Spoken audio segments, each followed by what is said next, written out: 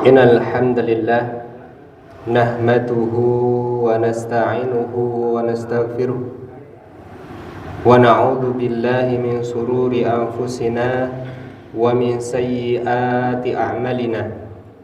May yahdihillah fala mudhillalah wa may yudlil fala hadiyalah. Asyhadu an la ilaha illallah wahdahu la syarikalah wa asyhadu anna Muhammadan abduhu wa rasuluh. Wa qala Allah ta'ala fil kitabil karim, a'udzu billahi minasy syaithanir rajim.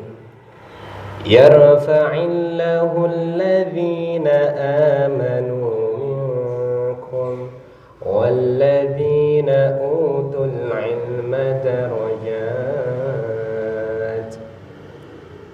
Allah akan meninggikan orang-orang di antara kamu amanu yang beriman, walladzina utul ilma, dan orang-orang yang diberikan ilmu atau berilmu beberapa derajat.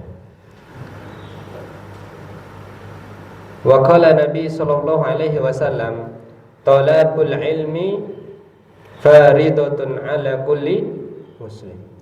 Wa inna talibal ilmi yastaghfiru lahu kulla syai'in hatta hitanu fil bahr. Menuntut ilmu itu hukumnya wajib bagi setiap muslim. Wa inna talibal ilmi, dan bagi para penuntut ilmu, yastaghfir, akan dimohonkan ampunan, akan didoakan oleh dua makhluk Allah. Yang pertama adalah semut-semut yang ada di dalam lubang.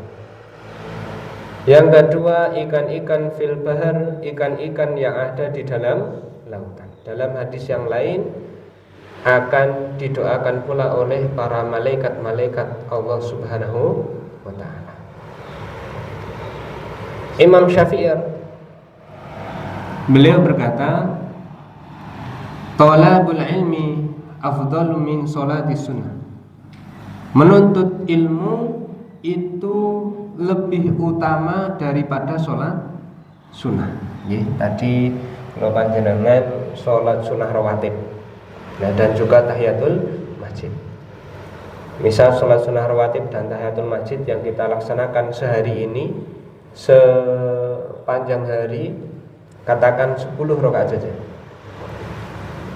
dan dibandingkan dengan kita duduk di majelis ilmu ini, maka pahalanya lebih utama yang mana Bapak Ibu?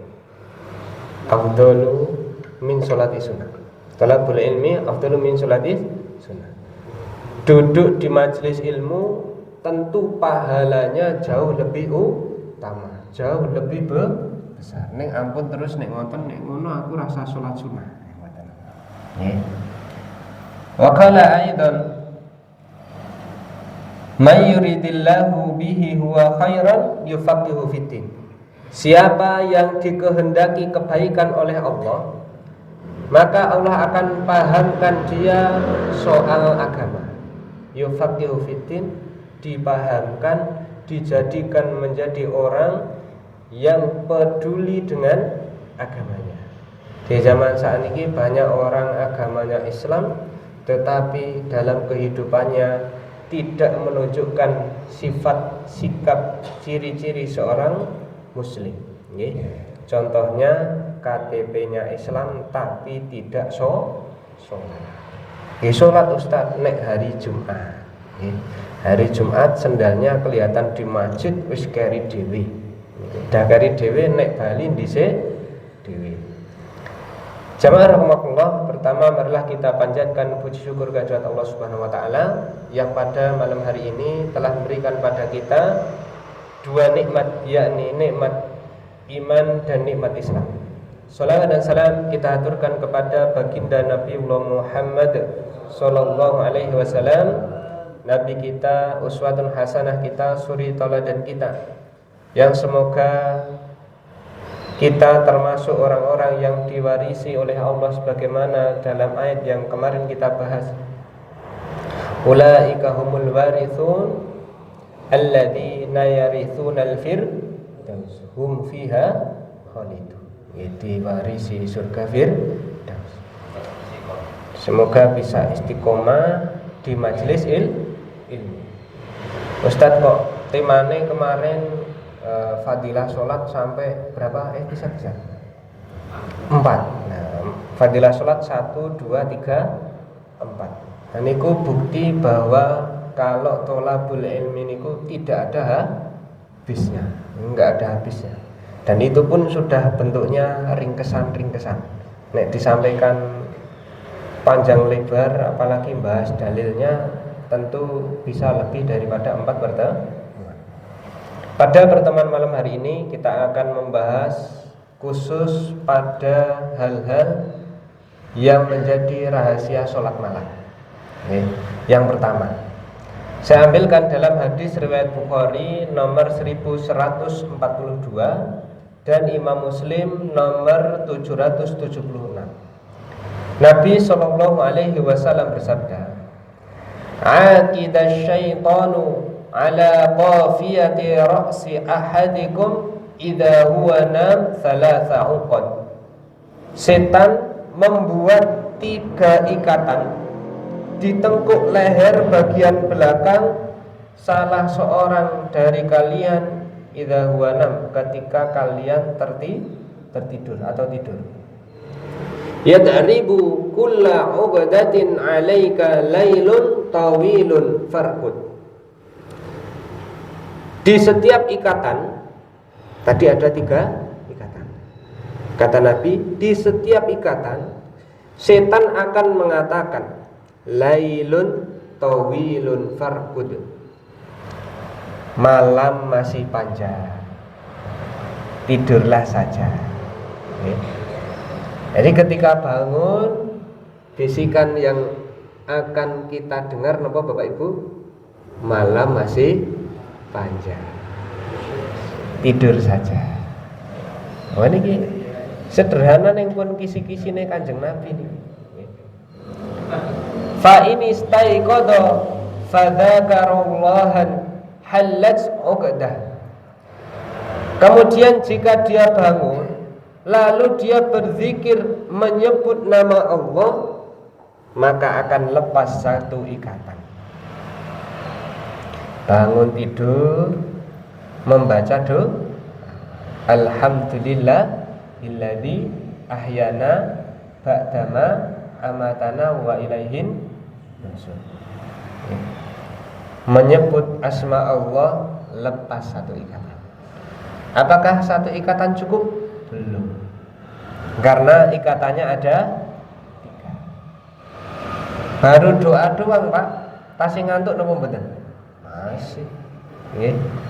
Nah ini biasanya nih kata ibu saya itu sering bilang, semakin sepuh itu nyuwun sewu, katanya dibangunkan, semakin sering dibangunkan di sepertiga malam. Nah itu nih kata ibu kula. Nek kula pribadi biasanya nggih nek ajeng ya mau bangun ya teko bangun. Tapi kayak enggak ada sing bangun kayak dibisiki apa pripun. Nek kata ibu saya ada Ustaz. Kayane kok sok ana sing gugah. Nek nggih niku wau suwe napa Pak? Lailun tawilun. Apa malih panjenengan kasure empuk nggih. Terus hawane pas adem, selimute kuandel. Pun niku pas bangun paling eco napa Pak? Kurkupan malih. Fa in tawadda'a halat 'uqdatun. Yang kedua, jika dia berwudu, maka lepas lagi 1 ikatan. Wudu Pak, untuk melepaskan ikatan yang kedua. Yang pertama doa, yang kedua wudu. Fa in shalla halat 'uqdatun. Kemudian ketika dia mengerjakan sholat, maka akan lepas ikatan yang terakhir. Fa asbaha nashitan thayyiban nafs. Dan di pagi hari dia akan menjadi orang yang bersemangat dan bergembira. Kalau mengerjakan ketiganya, doa, wudu, sholat. Sholatnya di sini sholat tahajud bisa, sholat subuh juga bisa lepas.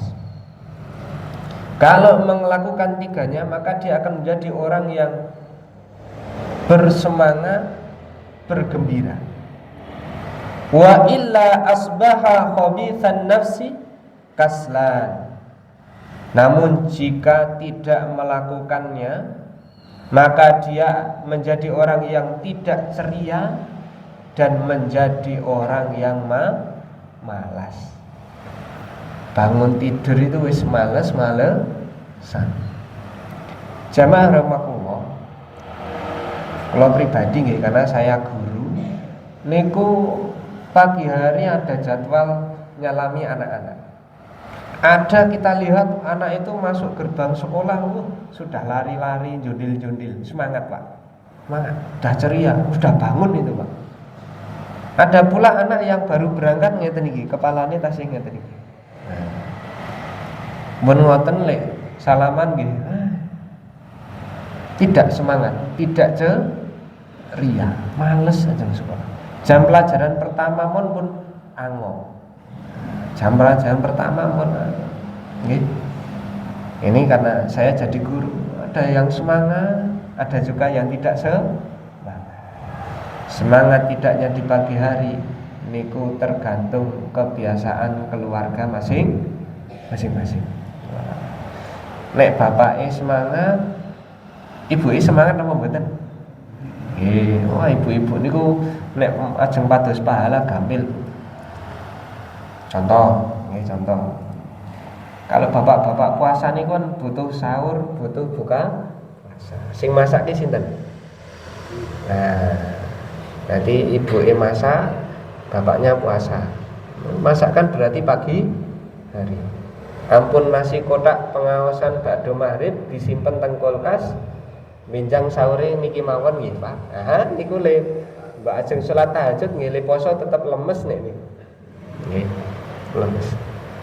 Maka yang pertama jamaah rahimakumullah, kebiasaan untuk bangun pagi niku berpengaruh kepada psikologi anak, pada psikologi kula panjenengan.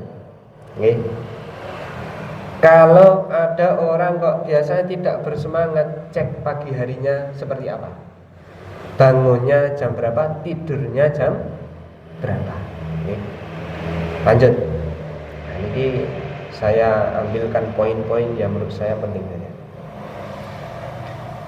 Kemudian yang selanjutnya dalam Quran surat Az-Zariyat ayat 17-18. Allah Subhanahu wa taala berfirman, A'udzubillahi minasyaitonirrajim. Kanu qalilan minal laili ma yahjaun. Mereka sedikit sekali, qalilan, mereka sedikit sekali tidur di waktu malam. Wa bil ashari hum yastaghfirun, dan selalu memohonkan ampunan di waktu pagi sebelum fajar.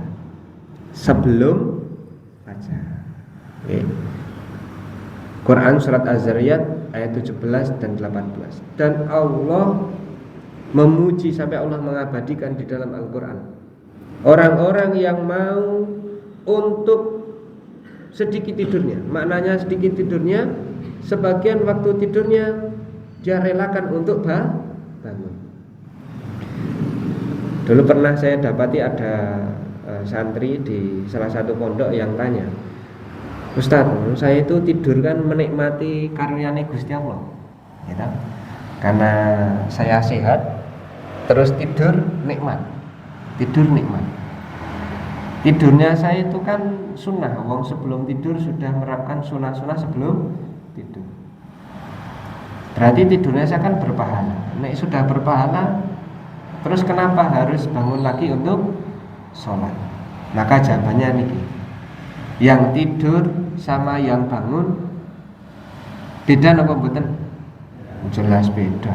Mboten sah pados-pados dalil lah mangke. tetap lebih utama dia yang bangun di sepertiga malam. Wabil khusus ini wabil ashari hum yastaghfir, memohon ampunan kepada Allah. Dalam Quran surat Al-Muzammil ayat 1 sampai 4. Ya ayyuhal muzammil qumil laila illa qalila nisfahu awinqus minhu qalila aw zid alaihi warattilil qur'ana tartila. Wahai orang yang berselimut, bangunlah pada sebagian malam untuk sholat, separuhnya atau kurangi atau lebih sedikit daripada itu, dan bacalah Al-Quran warattil Quran dengan tartil. Makna tartil niku bacanya pelan. Muzammil ayat 1 sampai 4. Dalam ayat ini mendorong kita untuk melaksanakan sholat malam. Namun sayangnya lebih banyak orang yang memilih tidur diselimuti oleh selimutnya yang hangat daripada bangun untuk mengambil air wudhu. Padahal dia bisa saja bangun bermunajat kepada Allah dengan penuh rasa harap dan juga takut, berharap akan doa-doa, dan penuh rasa takut meminta ampunan kepada Allah. Dan di antara orang-orang yang dijauhkan dari sifat malas adalah orang-orang yang bisa bangun di pagi hari. Dalam hadis yang diriwayatkan oleh Abu Hurairah radhiyallahu anhu, riwayat Muslim nomor 1163, afdhalu siyam ba'da syahri Ramadan syahrullahil muharram. Sebaik-baik puasa setelah Ramadan adalah puasa Muharram. Wa afdhalu shalah ba'dal fariidhah, dan sebaik-baik salat setelah yang fardu, setelah yang wajib, sholatul lail, adalah sholat malam. Imam Nawawi menjelaskan dalam hadis ini bahwasanya kedudukan sholat sunnah di malam dan di siang hari berbeda. Sholat sunnah yang dikerjakan di malam hari itu jauh lebih utama daripada yang di pagi atau di siang hari. Dan juga sholat malam adalah sholat yang terbaik setelah sholat wajib. Sholat fardu menika itu sholat yang terbaik nomor 1 setelah sholat wajib. Maka sholat sunnah kalau mau ditanya yang paling afdal nopo? Sholat sepertiga malam, atau juga boleh sholat qiyamul lail. Qiyamul lail menika sholatnya dilaksanakan sebelum tidur. Kalau tahajud dilaksanakan setelah tidur. Apakah keduanya berbeda? Cara sholatnya sama, yang membedakan adalah waktunya. Kalau qiyamul lail niku ada sahabat yang sholat qiyamul lail sebelum tidur, yakni sahabat Abu Bakar As-Siddiq. Ketika beliau lelah, biasanya mengerjakan sholatnya sebelum tidur, karena takut ada malam yang kelewatan tidak sholat malam, maka sholatnya sebelum tidur kalau dalam keadaan kecapean. Tapi ada sahabat secapek apapun, bahkan di masa-masa perang, waktu perang Pak, itu tetap yakin akan bangun sepertiga malam, yakni sahabat Umar bin Khattab. Umar bin Khattab niku ketika capek ditanya Kanjeng Nabi, siapa yang sholat malam? Saya. Siapa yang sholat malam setelah tidur? Saya. Sepertiga malam. Karena saya yakin pasti bangun di sepertiga malam. Wah, luar biasa keyakinannya. Kemudian dalam hadis yang diriwayatkan oleh Imam At-Tirmizi nomor 2485, saya potongkan hadisnya. Dari Abdullah bin Salam radhiyallahu an, Nabi sallallahu alaihi wasallam bersabda, "Ya ayyuhan nas, wahai manusia, afsus salam, sebarkanlah salam. Wasilul alham, dan juga menjalin tali silaturahim. Wa at'imu at'am, dan berikan makan kepada orang-orang yang miskin. Wasallu billail, nah niki, dan sholatlah billail pada malam hari. Wan nasu niyam, ketika manusia yang lain sedang tidur. Tadkhulul jannah bisalam, tentu kalian akan masuk ke dalam surga bisalam, dengan keselamatan. Saya ambil pada poin yang terakhir. Di sini Nabi sallallahu alaihi wasallam bersabda, wasallu billail wan nasu niyam, dan sholat malamlah ketika kebanyakan manusia itu sedang tidur. Nah ini Pak, kemarin saya habis membaca buku, mungkin judulnya bukan sholat malam, tapi di dalam bukunya tersebut ada kata-kata yang menurut saya itu bagus dan indah. Salah satu kenikmatan sebagai seorang muslim adalah ketika dia mampu mengerjakan ibadah yang tidak mampu dikerjakan oleh muslim yang lain. Ketika yang lain itu menyimpan hartanya untuk ditumpuk, ada orang yang menggunakan hartanya untuk disedekahkan. Berarti istimewa apa mboten? Istimewa. Yang lain enggak sedekah, yang sedekah cuma ini. Ketika yang lain tidur, dia bangun. Istimewa apa mboten? Istimewa. Ketika yang lain makan, dia berpuasa. Istimewa apa mboten? Istimewa. Nggih. Maka termasuk salah satu manusia yang istimewa adalah ketika dia bangun untuk melaksanakan sholat, ketika yang lainnya sedang tidur. Nah ini termasuk salah satu manusia yang istimewa di hadapan Allah Subhanahu wa taala. Kemudian di sini ada perintah dari Nabi sallallahu alaihi wasallam. Dari Abu Sa'id dan Abu Hurairah, Nabi sallallahu alaihi wasallam bersabda, dan hadis ini sahih riwayat Ibnu Majah nomor 1335. Idza staiqadha ar-rajulu minal lail wa ayqadha ra'atu fasalaya rak'atain kutiba minadz-dzakirina Allah katsiran wadz-dzakirat. Apabila seorang bangun di waktu malam, lalu dia membangunkan istrinya, kemudian keduanya mengerjakan sholat 2 rakaat saja, maka keduanya akan dicatat sebagai pria dan wanita yang banyak berzikir kepada Allah Subhanahu wa taala. Dalam hadis ini maknanya adalah kalau ada seorang suami istri, suaminya membangunkan istrinya atau istrinya membangunkan suami, kerjasama. Kemudian keduanya mampu untuk mengerjakan sholat malam. Kata Nabi 2 rakaat. Maka keduanya akan dicatat sebagai orang yang memperbanyak zikir. Makna memperbanyak zikir di sini adalah keduanya akan dicatat sebagai orang yang berzikir pada waktu malam itu 1 malam.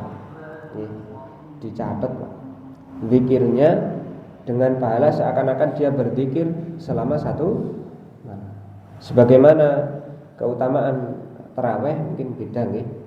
Kalau kita sholat tarawih sama dengan imam dari takbiratul imam yang pertama sampai akhir, maka dicatat dapat keutamaan seperti sholat semalam suntuk. Maka nek di Nyun Sewu, nek di Tarjih Muhammadiyah sudah sholat raweh selesai, paginya dia bangun lagi. Saya pernah tanya kali Ustadz Suradi almarhum dan juga beberapa senior di Tarjih yang mungkin lebih paham.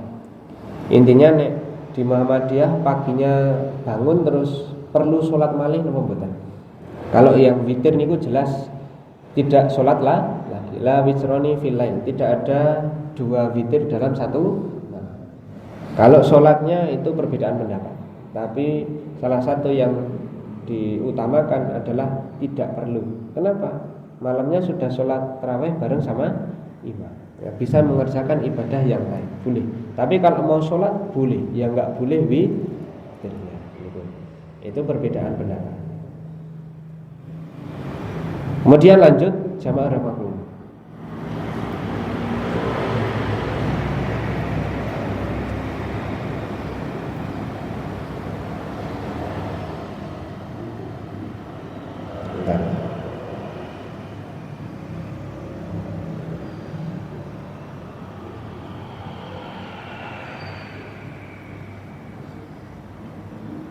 Dalam hadis yang diriwayatkan oleh Imam Bukhari nomor 6321,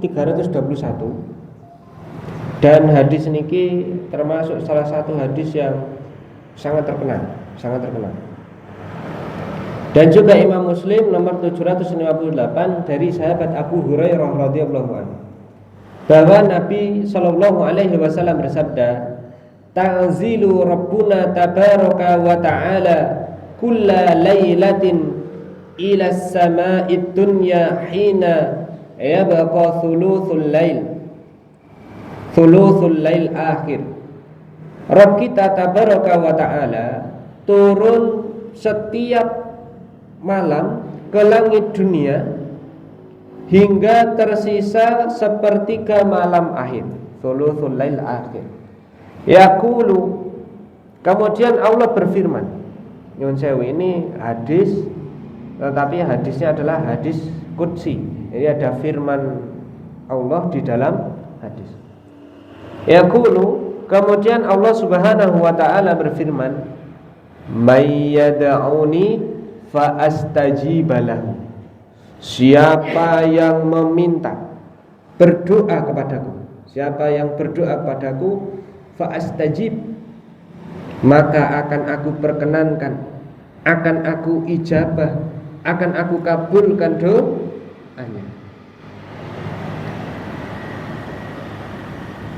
May yas'aluni fa'utiyahu, siapa yang meminta kepadaku, maka pasti akan aku beri kepadanya.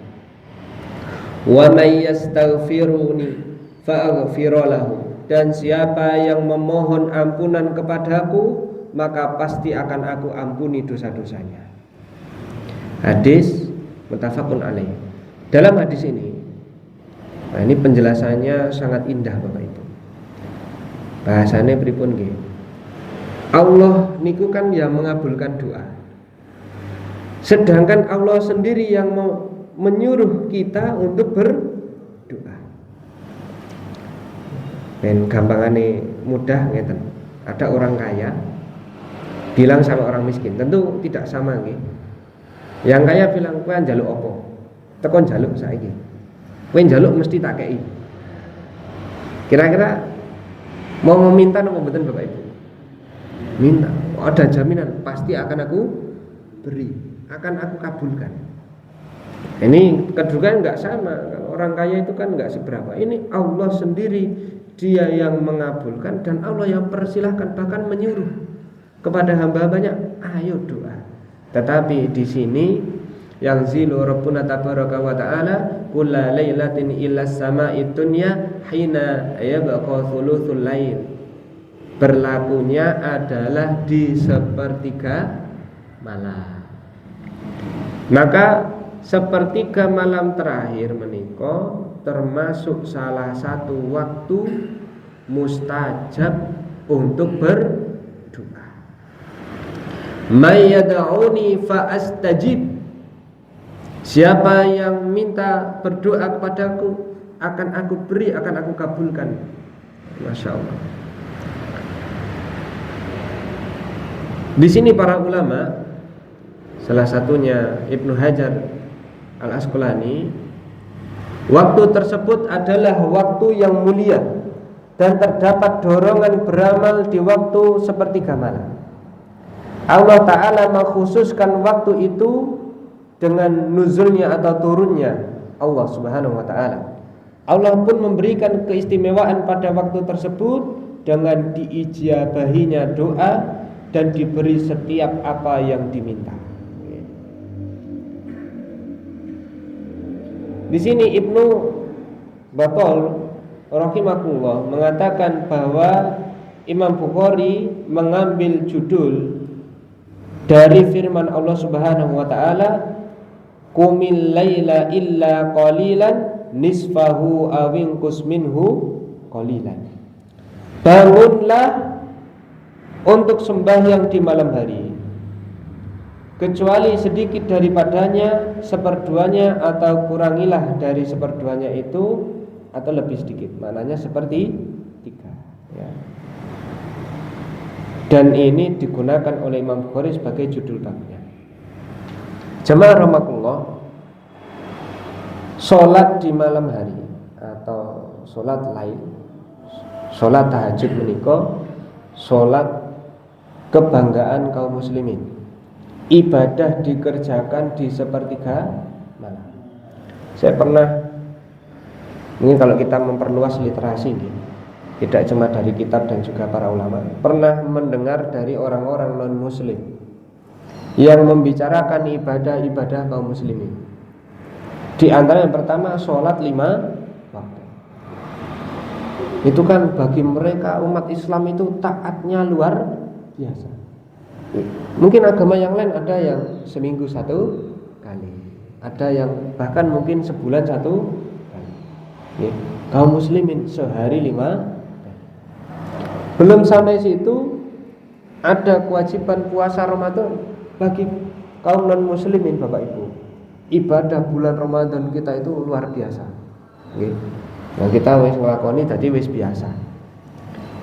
Wabil khusus saya pernah mendengarkan ada khotbah dari seorang non muslim yang memuji ibadah sholat malam kaum muslimin. Di saat yang lain itu datang ke tempat ibadah mungkin hanya seminggu sekali, kaum muslimin pun jangankan sehari 5 kali, sebagian dari mereka juga bangun di sepertiga malam. Itu luar biasa, Pak. Ya. Maka mereka adalah orang-orang yang taat kepada agamanya. Itu sudut pandang dari orang-orang non-muslim. Maka jamaah rahmatullah, kita sebagai seorang muslim, kita harus lebih daripada itu. Jadi sebelum saya lanjut lagi, kita lanjut napa pripun iki nderek? Berapa menit nggih bisa? Iqomah 2 menit. Jadi kalau ringkas ngene iki. Selanjutnya, orang-orang yang bangun di sepertiga malam, mereka termasuk orang-orang yang bertakwa dan beriman kepada Allah. Allah sebutkan dalam Quran surat As-Sajdah ayat 16-17, yang artinya lambung mereka jauh dari tempat tidurnya. Mereka berdoa kepada Tuhannya dengan rasa takut dan penuh dengan keharapan. Nah, ini luar biasa.